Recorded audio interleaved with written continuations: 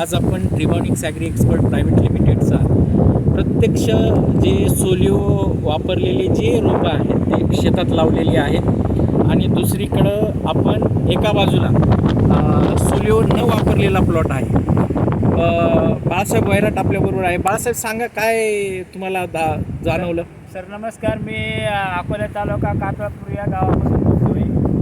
तर या ठिकाणी जी भाताची लागवड केली गेलेली आहे, तर या प्लॉटमध्ये आपलं सोलिओ नावाचं प्रोडक्ट भात लागवडीसाठी वापरलं गेलं होतं. तर त्याचा आलेला एक 8 ते 10-12 दिवसामधला रिझल्ट आहे.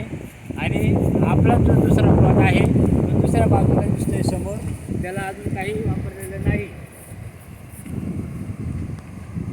तर मी तुम्हाला दाखवतो इकडे आपला जो सध्याचा रिझल्ट आहे याच्यामध्ये आणि यामध्ये काय फरक पडतो हे सुद्धा निदर्शनास आणून देतोय. तर या प्लॉटला अजून काहीही वापरलेलं नाही आणि त्या प्लॉटला सोलिओ नावाचं प्रोडक्ट वापरलेला आहे. दोन्हीमधला फरक आपल्या लक्षात आणून देतो किती फरक पडलेला आहे. ओके.